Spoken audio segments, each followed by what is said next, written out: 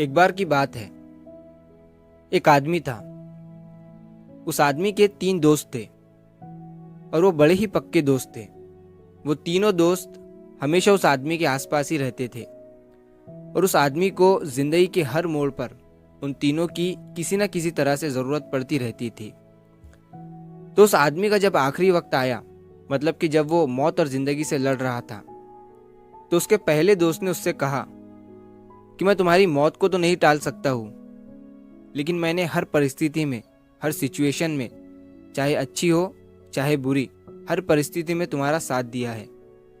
लेकिन अब मैं तुम्हें सिर्फ इस बात का भरोसा दे सकता हूँ कि मैं तुम्हारा अंतिम संस्कार ठीक से करूँगा। अब दूसरे दोस्त ने कहा कि मैंने तुम्हारे बचपन से लेकर आज तक किसी न किसी तरीके से तुम्हारा साथ दिया है। मेरे होने से तुम दुनिया की किसी भी चीज़ को पा सकते थे, लेकिन मैं तुम्हें फिर से जिंदगी नहीं दे सकता हूँ। मैं पूरे तरीके से बेबस हूँ और तुम्हारी कुछ भी मदद नहीं कर सकता हूँ। अब जो तीसरा दोस्त था, उसने इस आदमी से कहा कि दोस्त, तुम अपनी इस सिचुएशन से परेशान मत होना। मैं हमेशा से तुम्हारे साथ था और हमेशा तुम्हारे साथ ही रहूँगा। चाहे जिंदगी हो या मौत, मैं हमेशा तुम्हारे साथ ही रहूँगा। तुम इसके बाद जहाँ भी जाओगे वहाँ भी मैं तुम्हारा साया बनकर तुम्हारे साथ ही रहूँगा। अब मैं आपको बताता हूँ कि उस आदमी के उन तीनों दोस्तों के नाम क्या थे और वो कौन थे। पहले दोस्त का नाम था परिवार।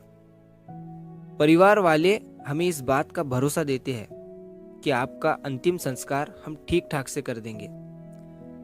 दूसरे दोस्त का नाम था पैसा, जिससे हम दुनिया की हर चीज को खरीद सकते हैं। और तीसरे दोस्त का नाम था कर्म, आपके द्वारा किया गया अच्छा काम। यानी कि आपका कर्म आपको ये गारंटी देता है कि वो इस दुनिया में भी आपके साथ था और मरने के बाद भी आपके साथ ही रहेगा। एक कहावत है कि कर्म करते जाओ, फल की चिंता मत करो, क्योंकि वो चीज़ आपको आपके आखिरी वक्त में काम आएगी। और आपकी अच्छाई, आपका कर्म एक ऐसी इन्वेस्टमेंट होती है जो कभी फेल नहीं होती। तो अगर आप इस कहानी को और भी लोगों तक पहुंचाना चाहते हो तो इस वीडियो को लाइक करिए, ताकि YouTube इस वीडियो को और भी लोगों तक पहुंचाए। और अगर कहानी अच्छी लगी हो तो हमारे चैनल को सब्सक्राइब ज़रूर करिए। मिलता हूँ मैं अगली बार इसी तरह की कहानी के साथ। तो सब्र करो, शुक्र करो और ज़िंदगी में आगे बढ़ो।